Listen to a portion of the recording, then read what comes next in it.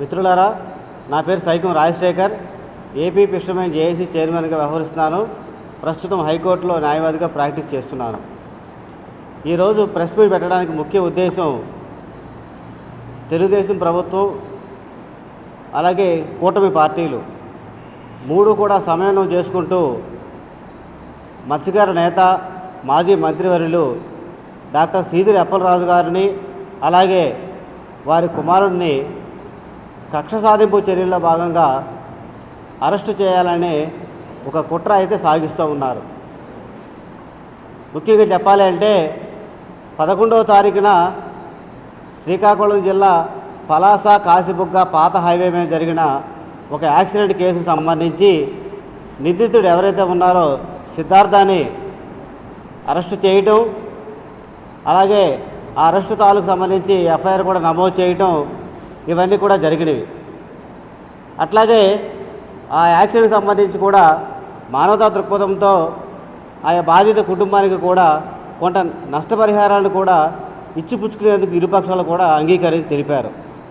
ఇటువంటి పరిస్థితుల్లో ఈ ఘటనపై ఎఫ్ఐఆర్ నమోదు చేసి నిందితుడిని గుర్తించి ఆ కుటుంబానికి ఎంతో కొంత నష్టపరిహారం చెల్లించిన క్రమంలో కూడా మరలా ఈ కేసుని అప్పలరాజు గారు లేదా వారి కుమారుడి మీద నెట్టాలనే ఒక బూచిగా చూపించి అప్పలరాజు గారి కుమారుడు గారి మీద ఈ కేసు నెట్టారు.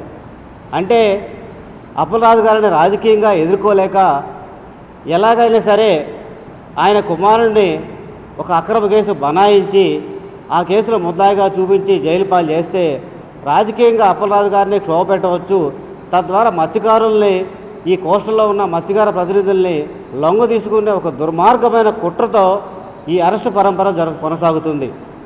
మేము గతంలో కూడా చెప్పాం, గతంలో ఏ రాజకీయ పార్టీ వచ్చినా కూడా మోపిదేవి వెంకటరమణ గారిని అక్రమంగా ఆ కేసులు పెట్టి అరెస్టులు చేశారు.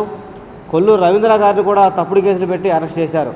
అప్పుడు కూడా మేము ఈ అక్రమ అరెస్టులను వ్యతిరేకించాము, మత్స్యకారుల తరఫున మా గళం వినిపించాము. ఈ సందర్భంగా చెప్పేది ఏంటంటే, ఏ ప్రభుత్వాలు వచ్చినా కూడా మత్స్యకార ప్రతినిధుల మీద అక్రమ బూటపు కేసులు పెట్టి జైలు పాలు చేసి వాళ్ళ రాజకీయ భవిష్యత్తు శూన్యం చేసే విధంగా ఈ రాజకీయ పార్టీలు అయితే పావులు కదుపుతూ ఉన్నాయి. ఇది సరైనది కాదు. ఇది గుర్తించవలసిందిగా ఆయా పార్టీలని, ప్రభుత్వాలు కూడా మేము కోరుతున్నాము. వాస్తవానికి జరిగింది కూడా ప్రభుత్వం గుర్తించాలి.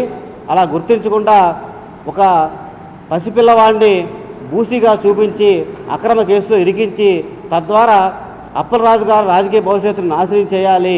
తద్వారా మత్స్యకారుల యొక్క భవిష్యత్తును, రాజకీయ భవిష్యత్తును లేకుండా చేయాలని ఒక దుర్మార్గమైన కుట్రతో ఈ అక్రమ కేసులు అయితే జరుగుతూ ఉంటుంది. మీరు చూసే ఉన్నారు, అప్పలరాజు గారు జువలదిని హార్బర్ విషయంలో కావచ్చు, ఈ కోస్టల్లో ఉన్న మత్స్యకారులు వలసలు వెళ్లకుండా హార్బర్ నిర్మాణాలు కావచ్చు, మత్స్యకారులకి వెండి దొరకు నిలబడిన విషయాలు కావచ్చు, అలాగే పోయిన సంవత్సరం ఏకాదశి సందర్భంగా వెంకటేశ్వర స్వామి గుడిలో జరిగిన తొక్కిసలాటలో ఒక వైద్యుడిగా అప్పలరాజు గారు దగ్గరుండి ఎన్నో ప్రాణాలు కూడా కాపాడారు. అంటే ఇవన్నీ కూడా ప్రజల హృదయాల్లో పదిలంగా ఉన్న సమయంలో రాజకీయంగా దెబ్బ కొట్టాలనే సమయంగా ఈ కూటమి ప్రభుత్వం, తెలుగుదేశం ప్రభుత్వం పావులు కదుపుతూ పిల్లవాడైన ఒక మెడికల్ వైద్య వృత్తికి ప్రిపేర్ అయ్యే ఒక స్టూడెంట్ పట్ల దుర్మార్గమైన కేసులు కట్టి, అట్లాగే కల్పంలో హోమిసైడ్ 4030A వంటి సెక్షన్లు కట్టి అరెస్ట్ చేసి నాన్ బెయిలబుల్ సెక్షన్ కింద రాజకీయంగా వీళ్ళ భవిష్యత్తును నాశనం చేయాలనే ఉద్దేశంతో ఈ అక్రమ కేసులు కడుతుంది. మేము ఈ పార్టీకి, ముఖ్యంగా కూటమి ప్రభుత్వంలో ఉన్న అన్ని పార్టీలు కూడా మేము హెచ్చరిక తెలియజేస్తున్నాం. ఈ మత్స్యకార ప్రతినిధుల్ని అక్రమ అరెస్టులు చేయటం అనేది ఇది ఒక ఆనవాయితీగా కొనసాగుతుంది. దీనికి మీరు ఫుల్ స్టాప్ చెప్పకపోతే కనుక భవిష్యత్తులో మీరు రాజకీయంగా నష్టపోతారు. ఈ వర్గాలన్నీ కూడా మీకు వ్యతిరేకంగా పనిచేస్తారు, మీకు దూరం అవుతారని కూడా మేము తెలియజేస్తూ ఇప్పటికైనా సరే మత్స్యకార ప్రతినిధుల మీద అక్రమ కేసులు కట్టి, తప్పుడు కేసులు కట్టి అరెస్టులు చేసి జైలు పాలు చేసే ఒక నీచమైన సంస్కృతికి నాంది పలకాలని, లేని పక్షంలో చాలా నష్టపోతారని కూడా మీ సందర్భంగా హెచ్చరిస్తూ, భవిష్యత్తు కార్యాచరణలో భాగంగా మేము రాష్ట్ర వ్యాప్తంగా అన్ని జిల్లా ముఖ్య కేంద్రాల్లో ఈ విషయం పైన మేము ప్రెస్ మీట్లు పెట్టాలనుకున్నాము.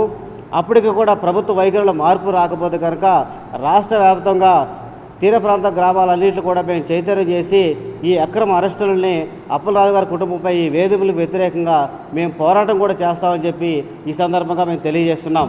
విశాఖపట్నం నుండి వచ్చి ఇక్కడ ఈ విజయవాడ ప్రెస్ క్లబ్లో మాట్లాడడానికి ముఖ్య కారణం ఏంటంటే మా కుల నాయకుడైన సిద్దు అప్పలరాజు గారి మీద తప్పుడు కేసు అన్న కదండి, కానీ రాజకీయంగా తప్పుడు కేసులు పెట్టడానికి ప్రయత్నం చేస్తున్నారు. ఎందుకంటే ఒక తప్పు జరిగిపోయింది, అది కావాలని చేసే తప్పు కాదు, అది యాక్సిడెంట్లుగా ప్రమాద సవత్తు జరిగింది. దాన్ని మనం రాజకీయ కోణంలో చూడకుండా ఏదైతే ఆ వ్యక్తి చనిపోయాడో చనిపోయిన వ్యక్తికి నష్టపరిహారం కూడా అందించడానికి విపక్షాలు మాట్లాడుకునేటప్పుడు దాన్ని అక్కడితో ఆపాలి. కానీ వీళ్ళు కూటమి ప్రభుత్వం ఏం చేస్తుందంటే కేవలం సిద్ధ అప్పటి మీద కాదండి, ఇది మత్స్యకారుల మీద చిన్న చూపు, ఇదంతా మత్స్యకారుల మీద హేళన చేస్తూ వాళ్ళ మీద పెట్టే కేసులు ఇవి.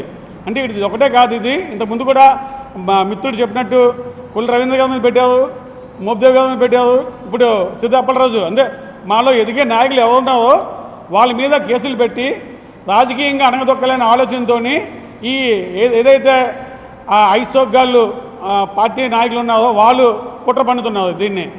ఎందుకంటే మత్స్యకారులు బలహీన వర్గాలు వీళ్ళు అడిగితే తొక్కేస్తే అడిగేవాళ్ళు లేడైనా అనే అవగాహనతో వీళ్ళు మాట్లాడుతున్నారు, ఇవన్నీ చేస్తున్నారు.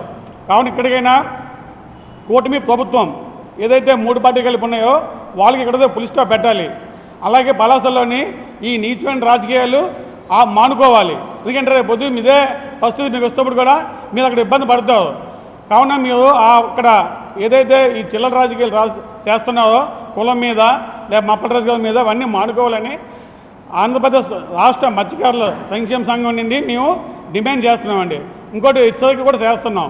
కావున ఏదైతే విపక్షాల ప్రమాదం జరుగుతున్నప్పుడు కుటుంబాలు మాట్లాడుకునేటప్పుడు ఇక్కడితో అవన్నీ ఆపి ఏదైతే బాబు భవిష్యత్తు మనం దృష్టిలో పెట్టుకొని అనవసరంగా మా అప్పలరాజు గారిని ఆయన మీద కక్షతోని రాజకీయ కక్షతోని పిల్లడి మీద వీళ్ళంతా కేసులు కట్టి కాబోయే బంగాళాన్ని అబ్బాయి భవిష్యత్తుని పాడు చేస్తున్నారు.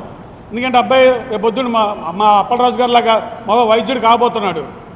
ఎందుకంటే అప్పలరాజు గారు పలసల్లోనే కాదు అక్కడ అన్ని చుట్టుపక్కల గ్రామాల్లోని ఎన్నో సేవలు చేసేదండి. మినిస్టర్ పదవి ఉన్నా చేశారు, లేకపోయినా చేశారు. సోంపేట ఉద్యమంలోని కీలకంగా అక్కడ ముందుండి పోరాడి అక్కడ పవర్ ప్రాజెక్టు అక్కడి నుండి నాకు క్యాన్సిల్ అవ్వడానికి ప్రధాన పాత్ర పోషించారు. అలాంటి ఉద్యమ నేత వైద్యం నేర్చుకున్న వ్యక్తిని మీద కక్ష కట్టి పిల్లల భవిష్యత్తు పాడు చేయదని చెప్తున్నామండి. ఈరోజు కావాలని ఏ తండ్రికైనా ఉంటుందండి. ఎందుకంటే నా బిడ్డడు తప్పు చేశాడు, వాడిని కాపాడుకోవాలని తపన ఏ తండ్రికైనా ఉంటుంది. అంతేగాని కావాలని చట్టాన్ని పక్కతో పట్టించి అవన్నీ పక్కన పెట్టాలని ఆలోచన ఆయనకి లేదు అక్కడ. కావున మేమేంటంటే ఆంధ్రప్రదేశ్ మత్స్యకారుల సంక్షేమ సంఘం తరపున అలాగే జేఏసీ తరపున ప్రభుత్వాన్ని కోరుతున్నాం. దయచేసి కూటమి ప్రభుత్వం మత్స్యకారులను దూరం చేసుకోవద్దు, మత్స్యకారు ఓట్లు దూరం చేసుకోవద్దు. కొన్ని నియోజకవర్గాల్లో మా ఓట్లతో గెలిచి మీ నాయకులు ఉన్నారు, వాళ్ళు కూడా దూరం చేసుకోవద్దు. కావున మేము మీకు ఎప్పుడు అండగా ఉండాలంటే ఇలాంటి చిల్లర రాజకీయాలు మానుకోవాలని చెప్పి మేము గట్టిగా డిమాండ్ చేస్తున్నాం. ఇది పరిగణనలు తీసుకొని ఏదైతే అక్కడ అప్పలరాజు గారి మీద కానీ వాళ్ళ అబ్బాయి గారి మీద న్యాయపరమంగా ఏదైతే ఉందో దాని మీద ముందుకు వెళ్ళాలని చెప్పి మేము కోరుకుంటున్నాం. 11వ తారీఖున యాక్సిడెంట్ జరిగితే ఆ యాక్సిడెంట్కి కారకుడైన సిద్ధార్థ అనే వ్యక్తి మీద ఎఫ్ఐఆర్ నమోదు చేయటం, అలాగే విచారణ చేపట్టడం, ఇరుపక్షాలు కూడా బాధిత కుటుంబం కూడా పరస్పర అంగీకారంతో కొంత నష్టపరిహారం కూడా చెల్లించే విధంగా ఏర్పాటు జరిగింది. ఇంత జరిగిన తర్వాత 3 రోజుల వ్యవధిలో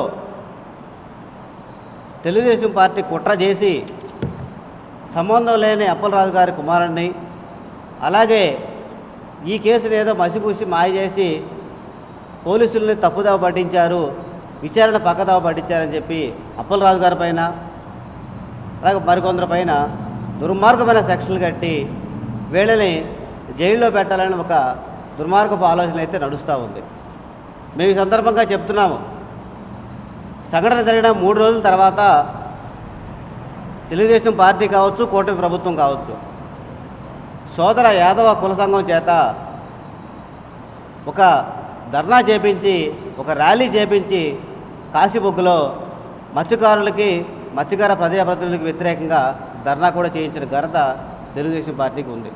ఎందుకు చెప్తున్నామంటే బీసీ కులాల మధ్య వర్గ వైషమ్యాలు రెచ్చగొట్టి బీసీ కులాల మధ్య చిచ్చు పెట్టే కార్యక్రమం అయితే తెలుగుదేశం పార్టీ చేస్తూ ఉంటుంది. మొదటి నుంచి కూడా తెలుగుదేశం పార్టీ బీసీ కులాల మధ్య వర్గ వైషమ్యాలు రెచ్చగొట్టి బీసీలను కలవలేకుండా వేరు చేసి పరిపాలించే ఆలోచనలకి తెలుగుదేశం పార్టీ నాంది చేస్తూ ఉంది. ఈ క్రమంలో మంత్రివర్యులు కొండపల్లి శ్రీనివాస్ గారు ఆ ఘటనకు వీచేసి ఎవరైతే బాధిత కుటుంబం మృతుడు ఎవరైతే ఉన్నారో దానయ్య కుటుంబానికి 10 లక్షల ఎక్స్గ్రేషియా కూడా ప్రకటించారు. అంటే ప్రభుత్వం ప్రత్యక్షంగా ఈ ఘటన ద్వారా రాజకీయ లబ్ధి పొందుతుంది అని చెప్పడానికి ఈ ఒక్క ఉదాహరణ చాలు. సహజంగా రోడ్డు ప్రమాదాలు కావచ్చు, తుఫాన్లు, వరదలు, ఉప్పెళ్ళు కావచ్చు, ప్రకృతి వైపరీత్యాలు కావచ్చు, ఇటువంటి సంఘటనలు జరిగినప్పుడు ప్రభుత్వం తన ఉదారత ప్రకటించుకుంటూ 2 లక్షలు, 3 లక్షలు, 5 లక్షలు ఇచ్చుకుంటుంది. కానీ ఇప్పటి వరకు ఎన్నో ప్రమాదాలు జరిగినాయి. ప్రైవేట్ ట్రావెల్స్లో ప్రయాణించి దహనమైన సంఘటనలు ఉన్నాయి. రోడ్ యాక్సిడెంట్లు జరిగి, గ్రూప్ యాక్సిడెంట్లు జరిగి చనిపోయిన మృతులు ఉన్నారు. వారెవరికి కూడా 5 లక్షలకు మించి ఇవ్వని సంఘటనలో, ఒక యాదృచ్ఛికంగా జరిగిన సంఘటనలో ప్రభుత్వం నేరుగా ప్రత్యేక చొరవ తీసుకుని 10 లక్షల రూపాయలు ప్రకటించింది అంటే తెలుగుదేశం పార్టీ అలాగే కూటమి ప్రభుత్వం ఉమ్మడిగా మత్స్యకారుల జీవితాల్ని, అప్పలరాజు గారిని రాజకీయంగా వీళ్ళు నష్టపెట్టాలని చెప్పే ఉద్దేశంతోనే ఈ డ్రామా, ఈ ధర్నాలన్నీ చేయిస్తుంది. బీసీ కులాల మధ్య వర్గ వైషమ్యాలు రెచ్చగొడుతుందని కూడా తెలియజేస్తున్నాం.